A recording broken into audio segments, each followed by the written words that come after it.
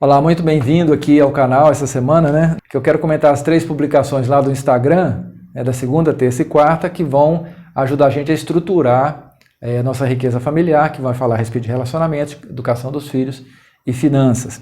E na parte de relacionamento, eu fiz uma publicação aqui do livro do Alan e da Bárbara Pisa, que diz o seguinte, na verdade ele mostra esses cérebros que eu estou botando a imagem aqui para você, e tem algumas coisas bem interessantes nesses cérebros, né? Observa a diferença e vê se não é assim, tá? Se você é homem ou mulher, pensa em você, pensa no teu cônjuge aí também. Mas, olha aqui, ó, o homem, o centro do cérebro, sexo, tá? E tem algumas coisas pequenininhas, né? Aqui embaixo, ó, célula para encontrar o caminho do banheiro. Essa é uma zoação que ele está fazendo, né? Neurônio para ouvir choro de criança no meio da noite. Você vê que a mãe, ela ouve, às vezes ela sabe qual o filho que está chorando, né? E o homem não ouve não, tá? Centro de esportes, impulsos, tem alguns meio hilários aqui, mas é uma forma divertida de mostrar diferenças reais, tá bom? Tem uma aqui que fala que é interessante, quer ver? Tem um aqui que é vazio, né? Embaixo, que é nervo de coçar o saco. Né? Até tem um pastor que eu acho muito interessante, né? Que é o pastor Cláudio, que é um pastor que bem assistido na internet, e ele fala dessas diferenças, ele fala que nessa questão aqui que ele chama de nervo de coçar o saco, ele fala da caixa do nada do homem, né? É muito interessante o vídeo dele, inclusive eu recomendo, tá bom? Para você rir um pouquinho e entender que tem diferença do homem e da mulher, tá certo? Que é o ponto que nós estamos enfatizando. E aqui a mulher é o centro, o hemisfério da necessidade de compromisso, diferente do homem, tá? Inclusive o livro aqui que eu estou citando chama Por que homens fazem sexo e mulheres fazem amor? É diferente para o homem e para a mulher. Isso é importante entender. Os pequenos dela aqui, por exemplo, ó, neurônio de estacionamento paralelo, partícula de leitura de mapas. Esse aqui é uma zoação mesmo. Ó. Micron de sexo depois do casamento. Né? Então, isso aí é até um alerta aí para você, mulher, né? A questão de relação sexual. Uma vez eu e minha esposa fizemos um encontro de casais, né? E eu fiquei com as mulheres e ela ficou com os homens. E eu falei com os homens, eu falei com as mulheres, né? Sobre essa questão de sexo, é claro que você não vai ficar se sujeitando a ser um objeto, mas faz parte, né? Do relacionamento conjugal a relação sexual, e muitas vezes é mais comum que o homem tenha um apetite sexual maior, né? Do que da mulher, para ter sexo mais vezes por semana do que a mulher. É interessante entender isso e conversar, tá bom? Isso é um assunto para conversar. Então é isso aí que eu queria falar um pouquinho sobre as diferenças, né, entre o homem e a mulher. Na parte de educação dos filhos, a frase dizia o seguinte, é uma do Isamitiba. A mulher precisa tomar muito cuidado para não transformar seu amor de mãe numa doação que atropela o filho, em vez de educá-lo. Então até eu faço um vídeo sobre esses temas, né, lá no Instagram menor, você pode assistir lá, inclusive, está convidado, e eu fiz uma pequena análise, um pouquinho de psicologia, né, sobre isso aqui, mais comportamental. E eu queria aprofundar um pouquinho, falando um pouquinho baseado na psicanálise, tá bom?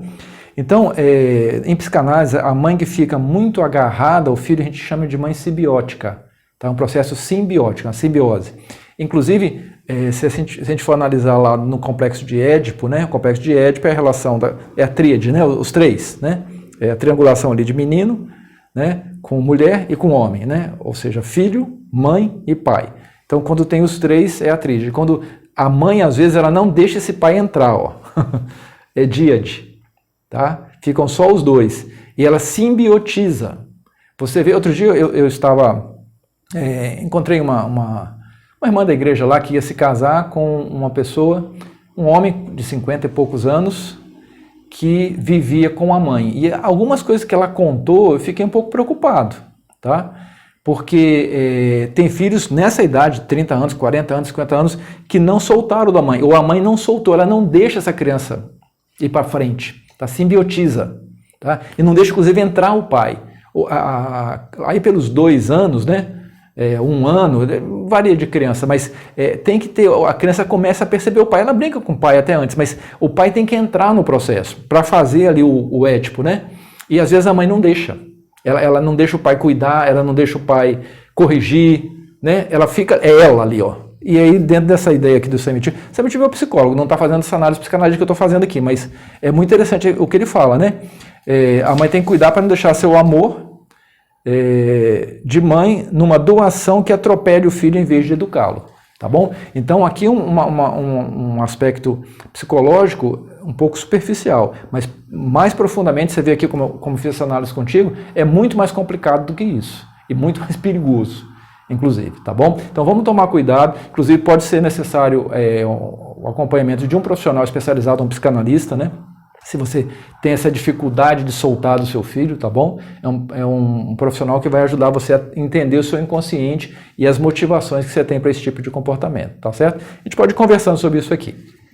E lá no terceiro pilar, que fala de estrutura financeira, né? Uma frase do Shakespeare que diz o seguinte: que não possui dinheiro, capacidade e paz, não possui 3 bons amigos. Então, gente, vou falar um pouquinho sobre cada um desses elementos, né? Dinheiro, eu já comentei aqui outro dia, essa questão que, por estranho que pareça até pra gente, que às vezes a gente mesmo tem esse tipo de bloqueio, né? De questões inconscientes, a neurolinguística que fala sobre isso de uma forma muito interessante, né? Que ela chama de crenças inconscientes, limitadoras. Então a gente tem essas crenças transparentes, a gente não vê essas crenças de que dinheiro, até outro dia eu analisei a questão do camelo, né? Você vê no outro vídeo aí, o camelo passar no fundo da agulha lá, que é uma citação do Senhor Jesus Cristo. Mas é uma questão que eu estou voltando a ela aqui, porque isso aí é importante você estar atento a isso. Aqui você associa dinheiro. O que dinheiro significa para você?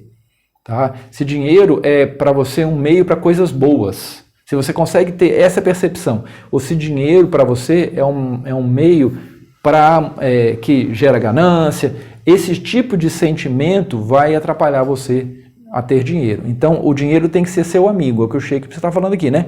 Que não possui dinheiro, amigo, né? Capacidade, né? Eu falei um pouco lá, até tem um vídeo agora que eu fiz há pouco aqui, falando sobre ganho de margem, sobre você ter a capacidade de fazer aquilo que você faz e ter alguns hobbies que podem também gerar dinheiro. Então, quanto mais capacidade você tem, você pode ser um especialista conforme a sua área, é melhor ficar só na sua área, mas conforme o tipo de trabalho que você tem, se você é um empregado, assalariado, um ganho de margem pode ser interessante, pode se tornar depois, na minha história, o meu bico, né, se tornou a empresa através da qual eu saí do Banco do Brasil. Tá? Eu trabalhava no Banco do Brasil, era funcionário, saí por causa do bico que eu tinha, que um certo mês lá, que me deu a doida, eu ganhei nesse bico, né, lá nos horários de folga que eu tinha, 3 vezes mais do que no banco, tá bom? Ganho de margem. Beleza? E aí ele fala também da paz.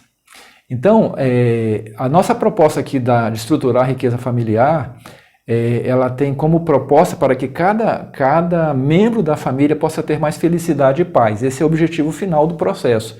Ou seja, nós estamos estruturando a família aqui nesses pilares para que a sua família tenha cada membro. Por isso que tem relacionamento com você e com o outro, tem educação dos filhos e tem grana, que tem que estar para viver nesse mundo. Né? A interação com o meio vem muito através do dinheiro. Uma percepção correta do dinheiro também.